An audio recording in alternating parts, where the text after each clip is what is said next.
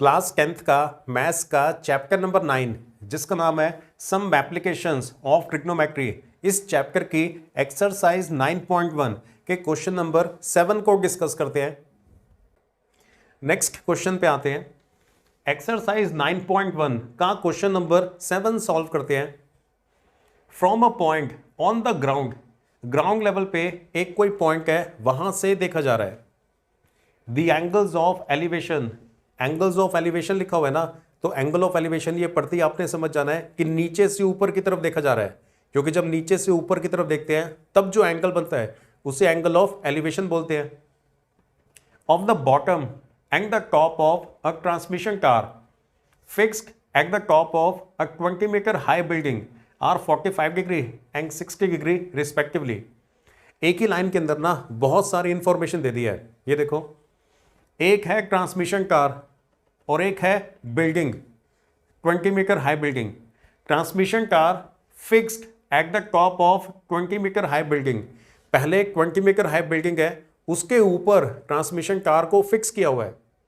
पहले बिल्डिंग है, बिल्डिंग के ऊपर ट्रांसमिशन कार को फिक्स किया हुआ है। ये देखो ना, transmission car fixed at the top of 20 metre high building.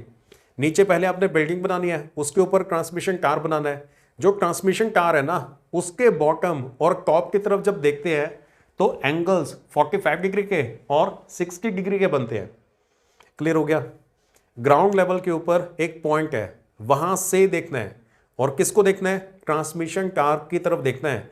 एक बार आपने ट्रांसमिशन कार के बॉटम की तरफ देखना है और एक बार ट्रांसमिशन कार के टॉप की तरफ देखना है, तो एंगल्स 45 और 60 डिग्री के बनेंगे। और जो ट्रांसमिशन कार है ना, वो बिल्डिंग के ऊपर फिक्स किया हुआ है। पहले 20 मीटर हाई बिल्डिंग है, उसके ऊपर फिर ट्रांसमिशन कार बनाया हुआ है। Find the height of the car. हमने कार की हाइट कैलकुलेट करनी है। क्वेश्चन क्लियर हो गया? अब पहले आप डायग्राम बनाओगे। सबसे पहले तो आप ना ग्राउंड लेवल बनाओगे। ग्राउंड लेवल बनाने के बाद आप पहले 20 मीटर हाई बिल्डिंग बनाओगे। तो ये वाली जो लाइन है, ये 20 मीटर हाई बिल्डिंग को रिप्रेजेंट कर रही है।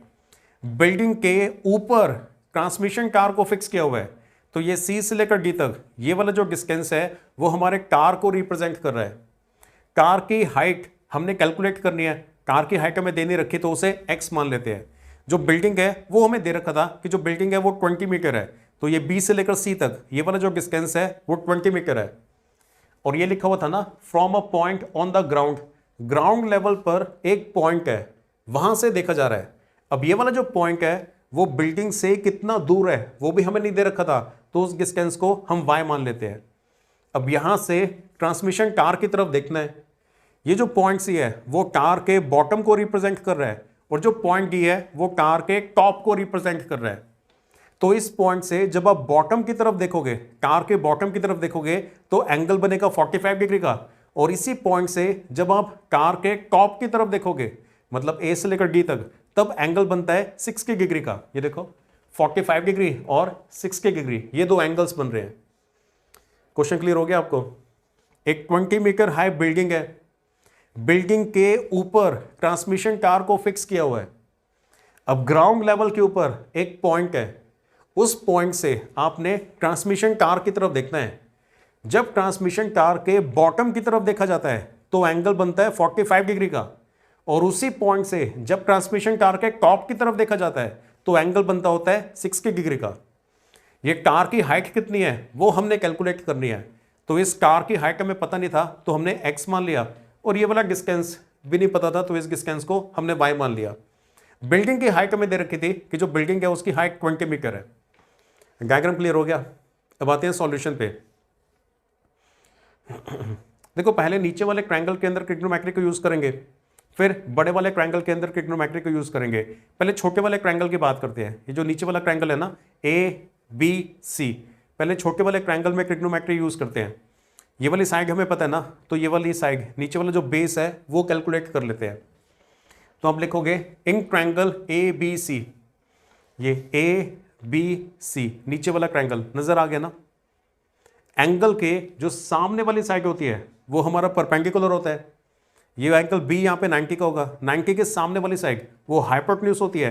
जो तीसरी साइड है वो फिर बेस है। तो परपेंडिकुलर हमें दे रखा है, परपेंडिकुलर की लेंथ दे रखी है 20 है, बेस की लेंथ हमने कैलकुलेट करनी है। तो परपेंडिकुलर अपॉन बेस वो तो टैन होता है ना, तो टैन थीटा को यूज करेंगे। तो टैन ऑफ 45 डिग्री, क्योंकि यहां पे एंगल 45 है, छोटे वाले ट्रायंगल की बात हो रही है, छोटे वाले ट्रायंगल में एंगल 45 है। टैन ऑफ 45 डिग्री, टैन होता है परपेंडिकुलर अपॉन बेस, एंगल के सामने वाली साइड को परपेंडिकुलर बोलते हैं। तो बी से लेकर सी तक ये परपेंडिकुलर है, परपेंडिकुलर की जगह पे आएगा बीसी, और बेस है हमारा ए बी, ये जो नीचे वाली साइड है वो बेस है। बीसी की वैल्यू दे रखी है 20, बीसी की वैल्यू 20 है, तो 20 पुट किया, और ए बी हमने y माना हुआ था, क्रॉस मल्टीप्लाई करते हैं तो यहाँ से y की वैल्यू 20 मीटर आ जाती है। तो ये वाला जो डिस्टेंस है y, ये भी 20 मीटर है। इतना क्लियर हो गया, y की वैल्यू आ गई। आगे चलते हैं अब जो बड़े वाला ट्रायंगल है ना ए बी डी, अब इस बड़े वाले ट्रायंगल की बात करते हैं। छोटे वाले ट्रायंगल के अंदर ट्रिग्नोमेट्री यूज करके हमने निकाल लिया था ना कि y की वैल्यू 20 मीटर आई है, तो हमने अपनी फिगर के अंदर भी शो कर दिया कि y की वैल्यू भी 20 मीटर आ रही थी, बिल्डिंग की हाइट भी 20 है और यहाँ पे y की वैल्यू भी 20 है। अब बड़े ट्रायंगल की बात करनी है, in triangle A B D पूरा बड़े वाला ट्रायंगल नजर आ गया, बड़े वाला ट्रायंगल tan 60। अब बड़े वाले ट्रायंगल में जो एंगल है वो 60 डिग्री का है, और tan इसलिए यूज कर रहे हैं, tan होता है ना परपेंडिकुलर अपॉन बेस, परपेंडिकुलर ये पूरी लेंथ होगी और बेस ये नीचे वाली लेंथ होगी। इस पूरी लेंथ की बात करेंगे तभी तो इस x की वैल्यू निकाल पाएंगे। तो tan 60 यूज करना है, tan होता है परपेंडिकुलर अपॉन बेस, एंगल के सामने वाली साइड वो परपेंडिकुलर होती है। अब बड़े वाले ट्रायंगल में b से लेकर d तक ये पूरा डिस्टेंस लेना है, तो परपेंडिकुलर बनेगा b से लेकर d तक BD, और बेस है AB, तो बेस की जगह पे AB आएगा।